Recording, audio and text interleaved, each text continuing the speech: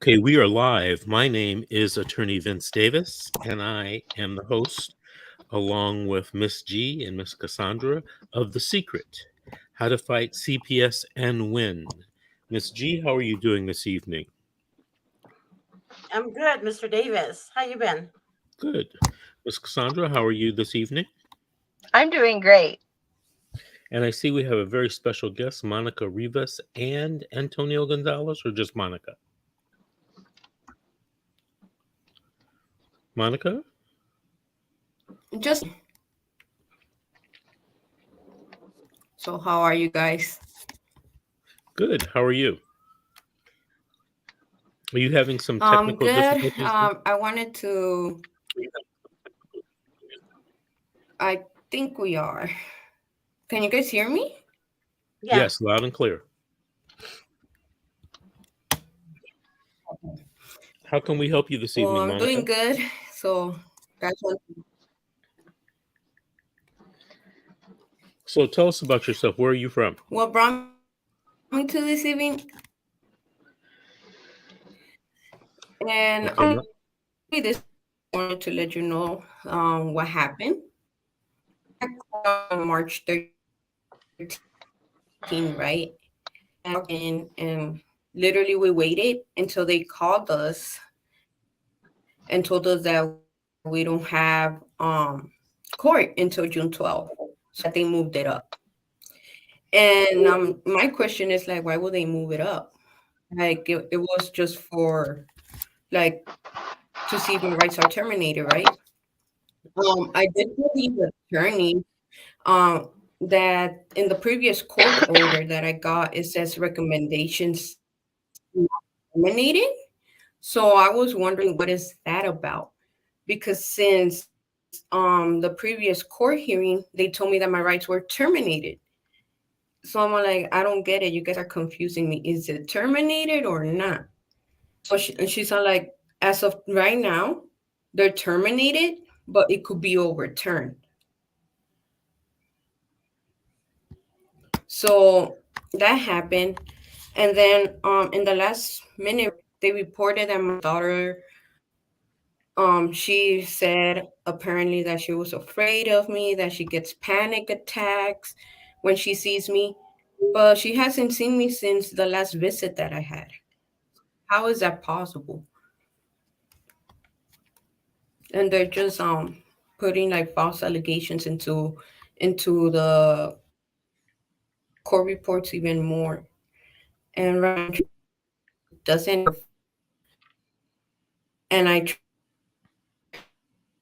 tried to contact therapist, had to get in contact with her in order for her to what really was going on, because we were all confused. Hey, And I Monica. told her like it's Monica. very, very strange. Monica, can you hear me? I'm good. Monica's having some technical Yeah, I difficulties. could hear you. You know, Monica, you keep freezing up and you're having some technical difficulties. Are you on a high-speed internet connection? Yeah, I don't know. I think it's because my laptop recently broke. I have to hold it. How about now? I can hear you pretty good now. Is it still freezing? No. Not right now. Okay, thanks. So here's some bad news. Everything you told me, I wasn't following because you kept breaking up and freezing. So I'm missing, probably 40% of the story. So my first question to you was, are you in California? Is that where your case is? Yeah. What county? Okay, she keeps freezing up. I'm going to have to remove her, and Grace, we're going to have to reschedule her, okay? Grace, we're going to have to reschedule her. I thought all of her technical issues had been resolved. Well, ladies, that leaves the three of us. Share your good news with us, Cassandra. You're muted. You're muted. You're muted. I know I am. Go ahead. I can't. No, I I had a hell of a weekend. No, Just say it. Damn it. I am now not Cassandra Woodard anymore. I am now Cassandra McGuire. Oh, congratulations. Thank you. There you go. Congratulations, my dear. Okay, Mr. Davis. So now that we got the good news out, okay.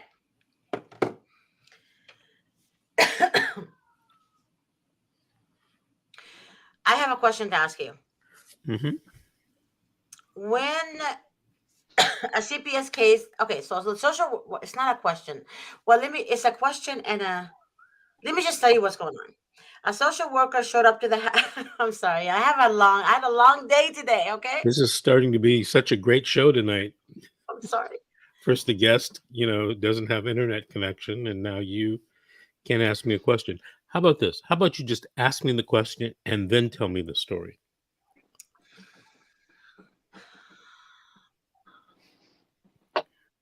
Can a parent have a court hearing and the case number during the investigation phase? Like the beginning of the investigation, already have a court hearing and a case number? No, if they have a court hearing and a case number, that means the case has already started and that they're trying to do investigation post-filing. That happens a lot. What does that mean? It means they already started the case against the parents, probably have removed the children, and the case has already started in court, and now they're trying to gather evidence from the family to use against the parents. But the case, the child hasn't been removed. It was a domestic violence case. Okay. They told her to go move in with her mom. She did. Mm-hmm. And she actually hired us today, but she's watching. To go move in with her mom. She did. She took her kids with her mom. And then she said the social worker opened the case right away, but the kids are not removed. That doesn't make any sense. That's good. In a very, very small percentage of cases, they do not remove the children. I'll give you an example. On Wednesday, I'm doing a trial. The kids are with the parents since the beginning. As a matter of fact, they filed the case and recommended not to remove the children. That doesn't make any damn sense. It makes But then again, it makes a lot of sense if you've been doing this for 30 years. No, I understand. Just because you've never heard of it doesn't mean that it doesn't make sense. But it doesn't make sense to me because I never heard of it. Right. So there. So, but then she said that the social worker keeps hinting to her that like she's not safe around the children. So it's kind of misleading because she did file a restraining order against her abuser. He's in jail. So she doesn't know what else to do. Kind of like he's hinting that the child should go to foster home. That's why. But then she said her and her mom already talked too much to the social worker. They spoke too much. And she regrets it now. She said she was watching the show, my show, and she was watching your show, and she said she regrets it now. But the damage is already done. So, but she has a feeling that they're going to go and take the kids tonight. Now that she hired us, I told her to give the social worker your phone number and your cell number, your name and your cell number, and that you would communicate with the attorney, correct? With the social worker's attorney. When is the next court hearing? I forgot. I have to look at my notes, but it's coming up. I think it's in May. Okay. Yeah, but she's worried that that they're gonna remove the kids. Okay, so what you should do is you should make an appointment for her to talk to me. I did. Okay. When is it? Tomorrow. Okay. But if they do come tonight, what I'm saying is I told her to give them your name and phone number. But I don't think they would contact you tonight if they have a court order, right? No, they wouldn't. Yeah. Huh. Okay. And that's another question I have too. Why are social workers so adamant about removing domestic violence kids? Like, if the mother called to protect her children, she filed a restraining order against the father. Why do they always result in taking the children from the mom? Why is it always happens that way for some reason? They always say the mother failed to protect. I know you can't read their mind, Mr. Davis. I get it. But it happens a lot. If the mother protected the children and she filed a restraining order, why do the social workers say, most social workers say to the judge, well, we predict it's going to happen again? How can they predict the future?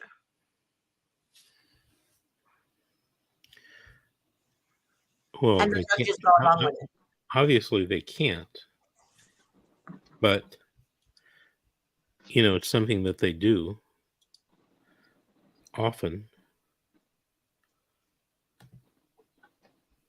So instead of wondering why they do something, you got to come up with a strategy and a plan to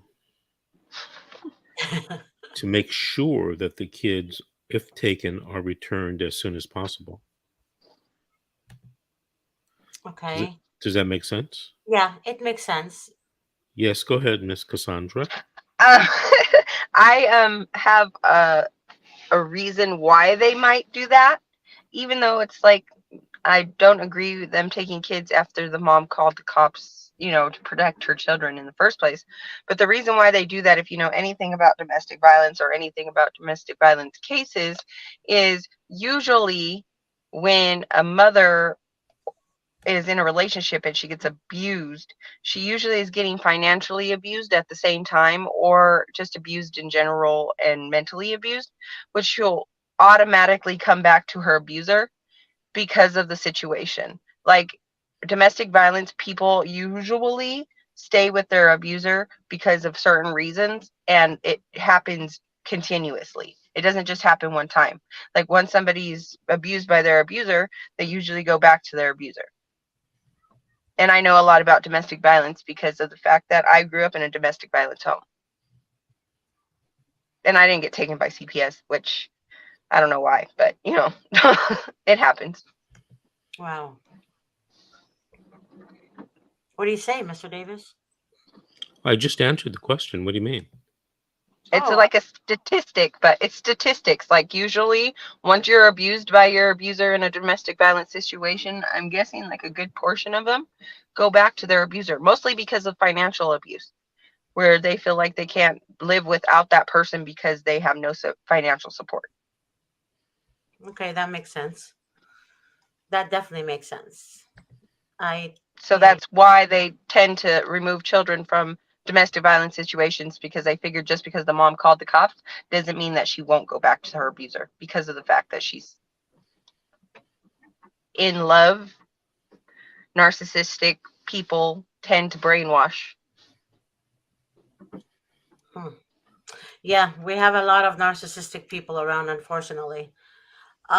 Another question, Attorney Davis, what do you recommend for a parent who's dealing with a narcissist in court? Meaning the other parent is a narcissist. I had a couple of calls today and they said, Ms. G, they're narcissists, and I need an attorney that understands about narcissism in court, meaning to be able to expose them without necessarily saying narcissist. Are you talking about, it depends on what kind of case it is. Family law. Well, this is a CPS show, Ms. G. I know, but it's family law that turned into CPS. Okay, well, then it becomes irrelevant. Because the case is the parent versus the social worker. It's not parent versus parent anymore. No, I get that part, but they want to expose them, but I told them not to focus on the exposure part and to always present yourself. How many times have we discussed this? A lot. I deal with it every day. They're watching. Okay. That's why I'm addressing it. The answer is focus on beating CPS and getting the children back if they have been removed from you. If the other parent is a narcissist, I know it's hard, but this isn't the family law court. Focus on what's important. Now, the other parent being a narcissist may raise its ugly head. If it does, and it starts to interfere with you getting the child back, there may be something that you need to do. But it depends on the facts and circumstances in each case. So that's what I would say for right Okay. now. For right now. Now remember, these legal strategies, they're dynamic, meaning they change. They can change all the time. Hmm. They can change from week to week, month to month, day to day. So, Wow. it's that type of thing. Yeah, I know that. There is actually one of our attorneys spoke. I had a three-way call with one of our attorneys and a client, and one of our attorneys, Elizabeth Jacobo, was telling her that you're so focused on exposing the father, so focused on it, but you're not focused on doing your classes and basically, make sure that you're doing everything for the benefit of the child, right? But her thing was, I want to expose him. I want to expose him. He's a narcissist. But Elizabeth is like, it's not about exposing him. It's about the court. All the court cares about is you as a mother. It's true. And that's all the court cares about. It's not even about the father or what he's doing or all that. In her mind, the father keeps getting away with everything. So, I tried to explain to her that the system doesn't work. The system is designed to fail us. And that all she has to do is just listen to her attorney and do what her attorney recommends her to do. She said that she went on social media, and she told me, Elizabeth, that she went on social media, and a child advocate on social media told her what to do. So she went behind Elizabeth's back and she did what the child advocate told her to do. So pretty much she screwed up so much on the case right now. And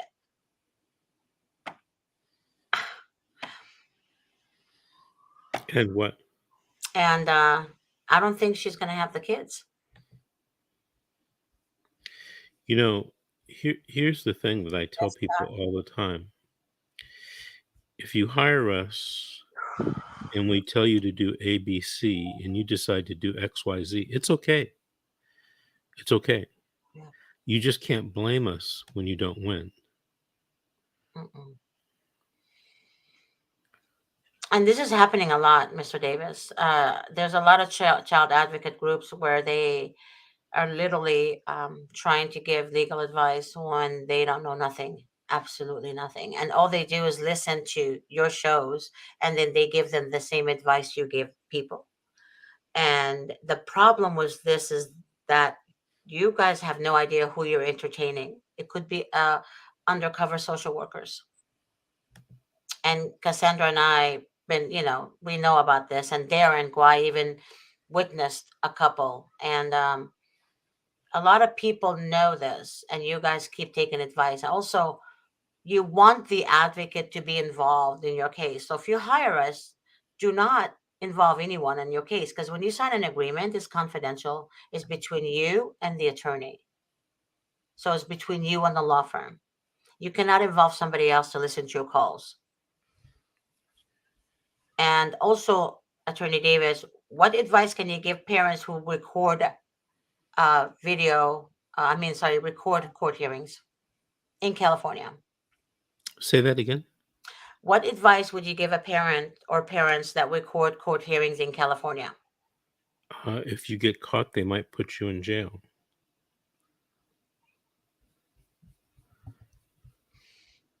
I hope everybody's listening to this. I really do. You're not supposed to record a hearing, and you're not supposed to go and brag about it, especially on social media. So let's be aware of what's going on right now on the case rather than trusting people you shouldn't be trusting. And my biggest thing with you guys is that you hire an attorney for a reason, to help you. If you don't want to listen to your attorney, then you're wasting your money. And definitely you would be wasting your money or donations to children advocates that you guys keep trusting more than your attorney. And I don't know how I have no idea why you guys cannot see that, because anybody can make a fake document. Anybody can say, oh yeah, I helped this woman get her kids back. Anybody can make any fake documents from court. I mean, come on now. It's getting better and better and better every year. So you guys need to wise up. And the reason I keep bringing this up is because you guys are not listening.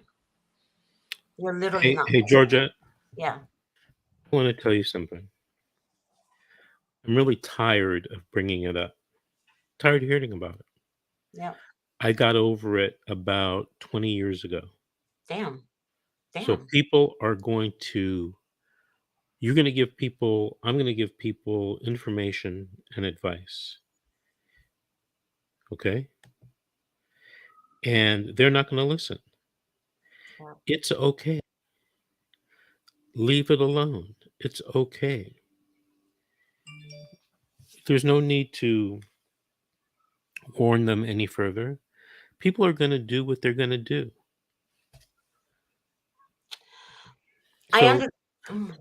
So why bring it up? Get over it. People are going to do what you're going to do. All you can do is give information, give advice, or all I can do is give advice. If people don't want to follow it, it's okay. You know, I told you, and I've told you this many times, and I've said it on the show.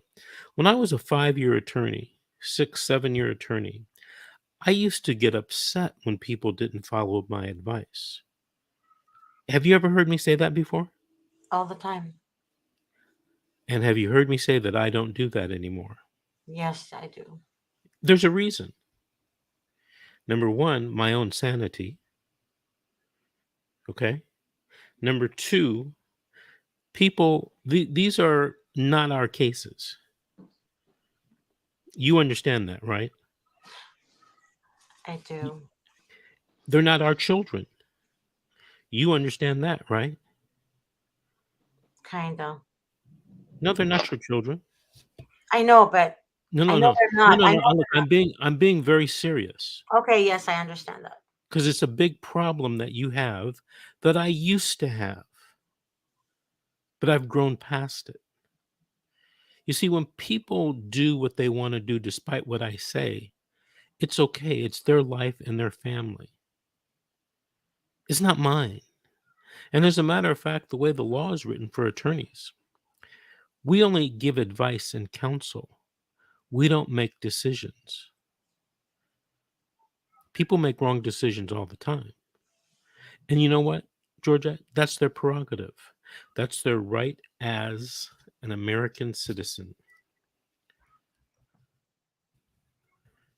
Now, having told you that, what do you think? There's no reason to get mad at people. I'm There's beginning no to see it there's more no and more. there's Yeah. no reason to berate them. I don't even tell people anymore, I told you so. I don't. I'm Maybe past like that. I get it, I but have a feeling that's why you're losing your sanity. I'm past that, Georgette. You know, here's the thing. This is my 37th year. I have done so much thought, given so much thought and consideration to everything that I've done in my career. And I wonder sometimes why people do what they do. And they do what they do. And by the way, I learned this from a client who screwed up their case. Mhm. Mr. Davis, it was my family to screw up. I heard that. You're absolutely right. Let me shut the fuck up and let you do what you want to do. Yeah. I'll give you the advice that I should give you. But if you want to do something that's against my advice, God bless you. God bless you. You know, there was an issue the other day about a client, and you just couldn't seem to understand that they don't want to follow my advice. Accept it. Get over it. It's their life and their family. Remember that. You're right. I am learning as I go, but the reason I guess it gets to me is because, yes, I know these are not my family, or my kids. I get it. But I guess my mission is to make sure all parents get their kids back. Okay, So I that's work not hard for that. that's your mission. It ain't the client's mission, and you serve the client, not yourself. You know, I told you a story on this show several times over the years. You know, some people go to trial to fight CPS and secretly don't want the children back. Can you believe that? I didn't believe it until I actually saw it. I It's actually hard saw. for me to believe that. It's Yeah, very hard. I know, because you don't know. You haven't experienced it. Just to recap, I and a very well-known attorney who's dead now, he was my mentor, Michael D. Randall, were representing a mother and a grandmother in a hotly contested trial to get the children back. At the end of the trial, this may have gone on a day or two. At the end of the trial, it was obvious that we had won. And the judge couldn't figure out something, and he asked one of these parties a question. And the question was, well, why didn't you tell Mr. Davis blah, blah, blah? Her response was, she kind of teared up and looked around and then looked at the judge and said, you know, Judge, the truth is we don't want the children back. But we didn't know how to tell Mr. Davis and Mr. Randall.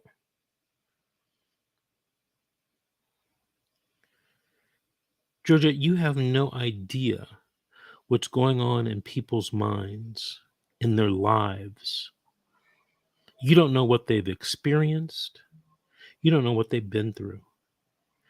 And this is what we were talking about last week. Cases through your glasses. Look at the cases through the client's glasses.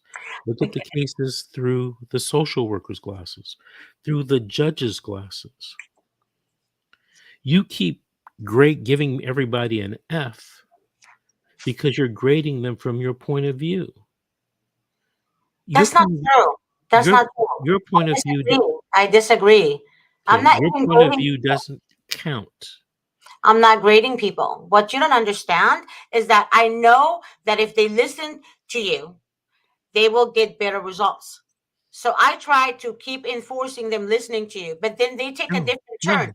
I'm not grading anyone. I just want them to have their kids. That's it. The mistake is that when they don't listen, you try to convince them otherwise.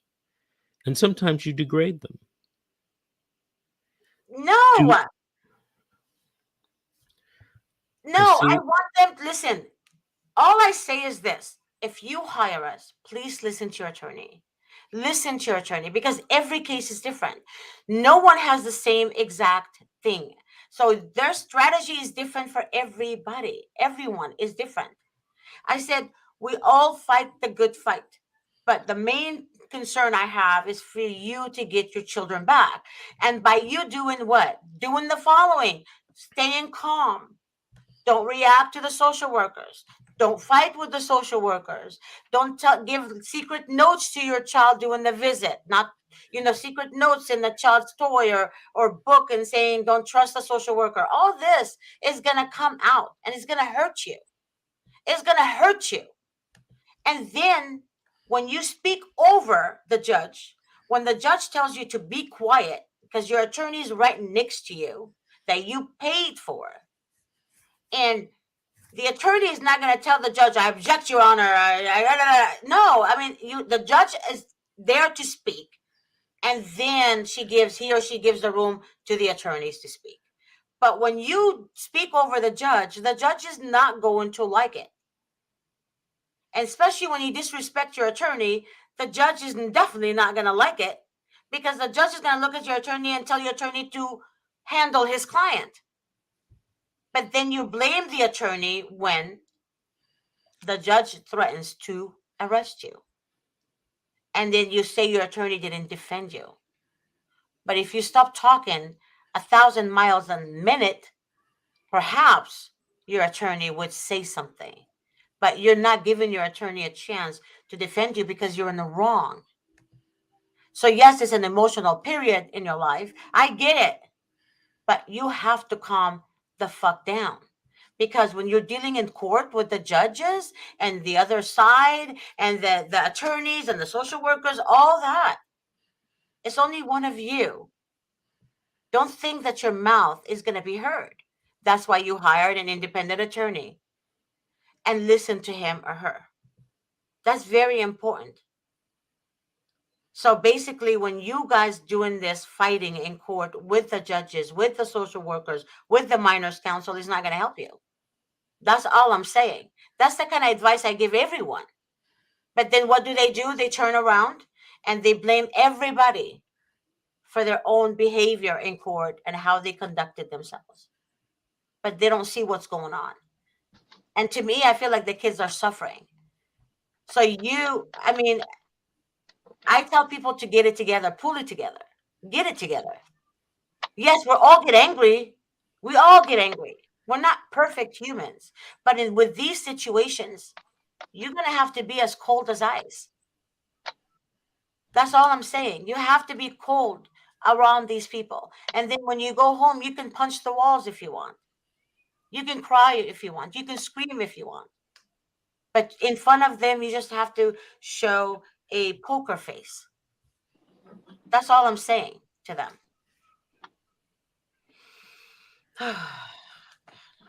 What do you have to say about this comment on the screen? What comment?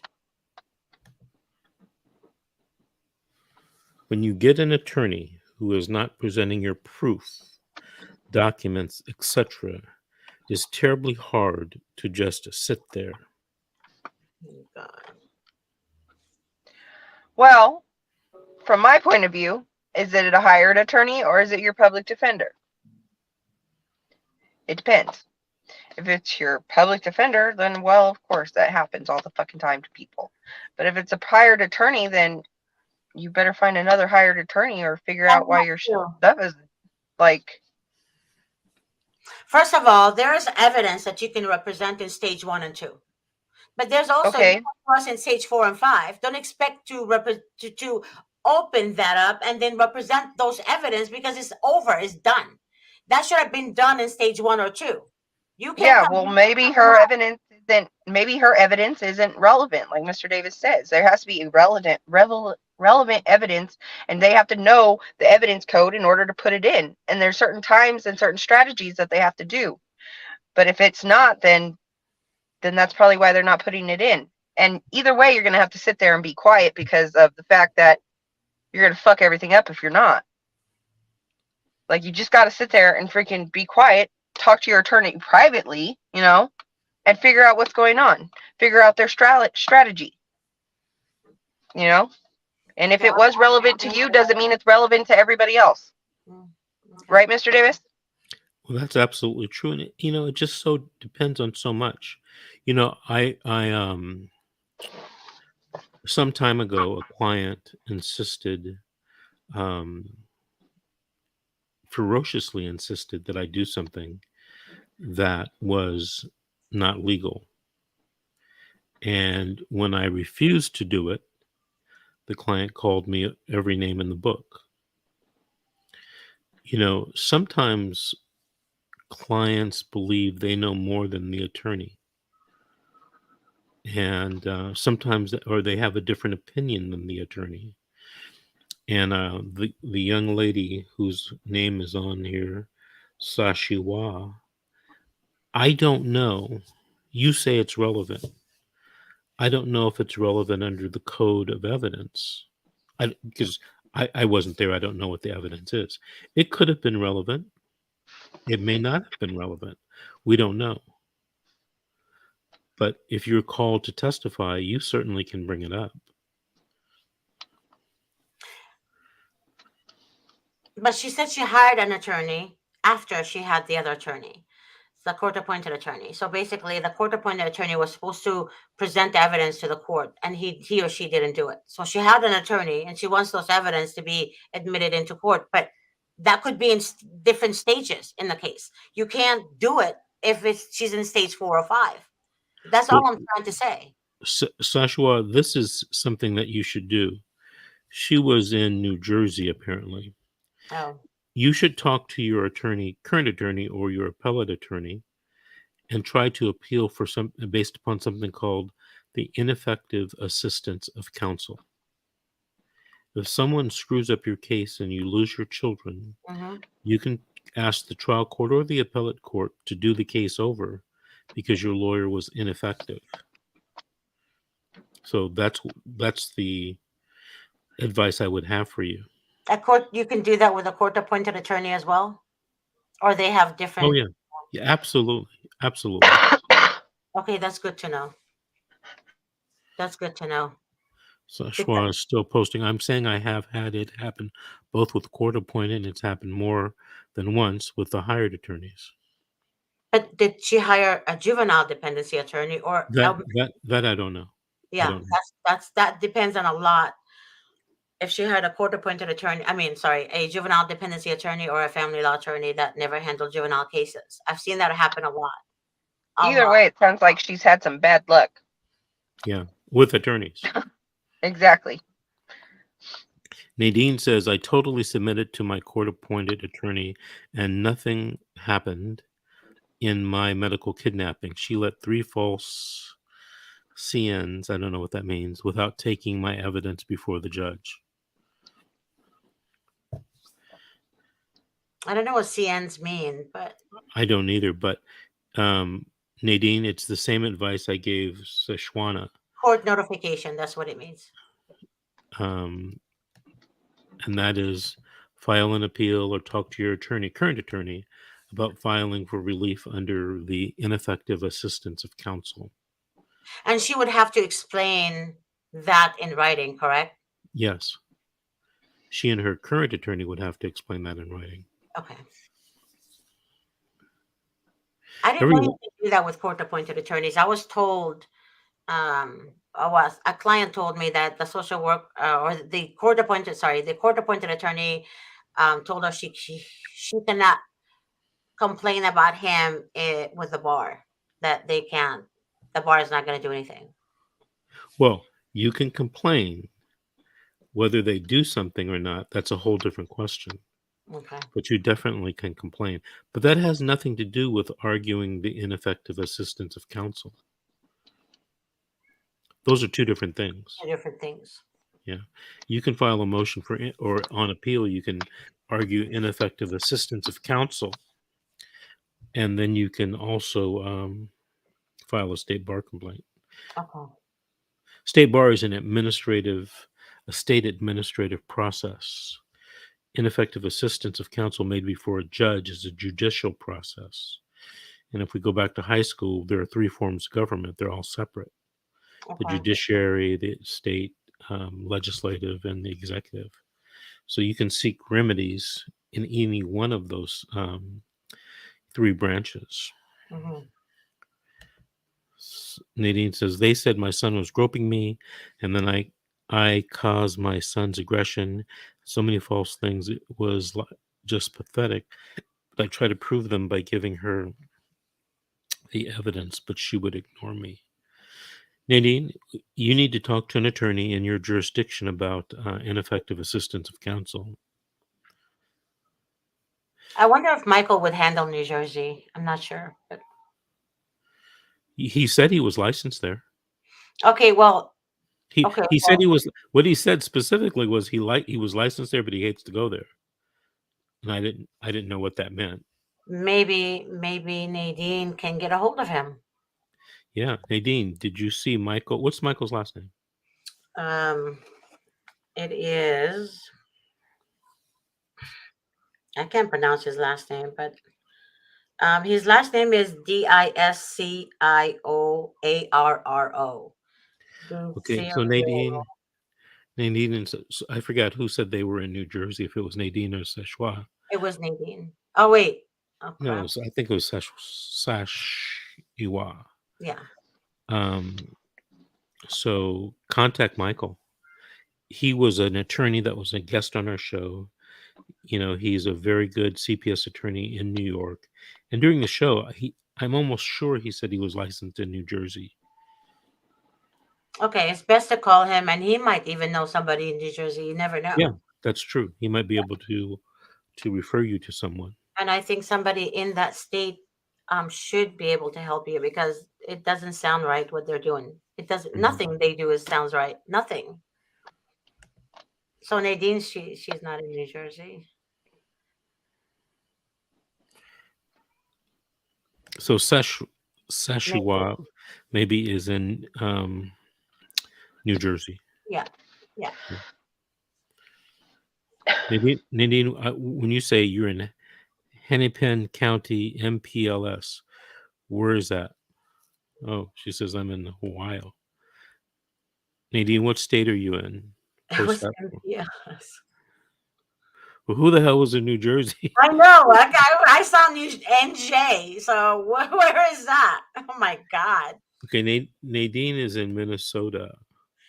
You guys have to spell it out. You can't. We don't understand what you're trying to say. That's why. Okay, yeah, she did. She said Joshua said NJ Hun. She said NJ Hun. So. Well, here it says, I'm in Ohio myself. I know, but NJ means New Jersey. That's the problem, is that we don't have voice telephonic communication. I thought you said you were going to start this. When is it? I am going to start that. I forgot to ask Grace to give the call-in number. We have a call-in 800 number that will be piped to me, and I will answer the phone, and everything that I say and they say will be heard through the microphone onto the streaming with a StreamYard. Carol, yes, he did say it, Carol. He sure did. Carol, it's all Georgette's fault. Yes, Carol, right. Hey, Carol, text me later, okay? Because Carol's going to be a guest on the show tomorrow. Okay. What state? It's in the United States. Okay. That's for her to say, not for me to say. She said Florida. See, I didn't know if you want me to say it, Carol. Florida. Okay. What county? What city? What neighborhood? Oh my God. What's your address, Carol? Give him that too. Oh my goodness. Nadine says, my son's in DHS home being held, declining multiple medications. Now has rapid heartbeat. I called you, Attorney Davis. Okay, Nadine, did we get to talk? I hope. If you want to talk to me or talk to me some more, call and have Miss G make an appointment for you. Okay? Who's Miss Moore? Nadine said we didn't talk. So Nadine called Miss G at our office number, bottom right-hand corner of the screen, 888-888-6582, and she will make an appointment for you to talk to me. That's the benefit of being on, making comments on the show. You get a little inside information on how to get a free consultation. Oh, Nadine says, okay, will do. Perfect. All right, ladies, we're coming up. I don't know who Nadine Moore is. Okay. We're coming to the end of the show. Time goes by so fast when you are having fun.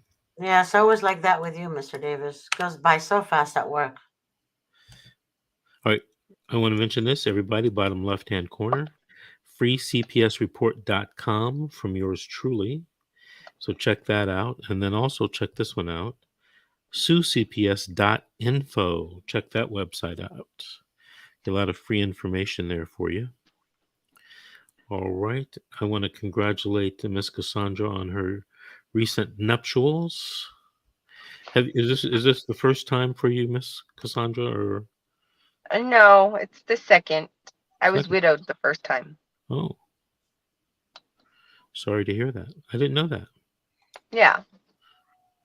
You know, it's really interesting. As long as I've been doing that, I'm never surprised. You know how you talk to somebody or you kind of know them, and in your mind you think you know them, but you really don't. Like I didn't know you had been. I thought you were just a single mom. I didn't know you were married before. Yeah, I was married. I was married to the girl, my girls' father. Ah, okay. Very good. I didn't know that. Yeah. You know, and what I was going to say is, you know, everybody has their own story, and it's a story that you would never guess, right? And you're always surprised. At least I'm always surprised, and I like to hear about people's stories. Yeah. Because they're very interesting. Yeah. All right, ladies, I want to thank you for being on tonight with me. Monday night, brand new week starting. I guess I will see you guys tomorrow night at 7 p.m. for another edition of The Secret, How to Fight CPS and Win. All right, I want to say good night to you all, and I'm going to go eat dinner. All right, good night. Good night.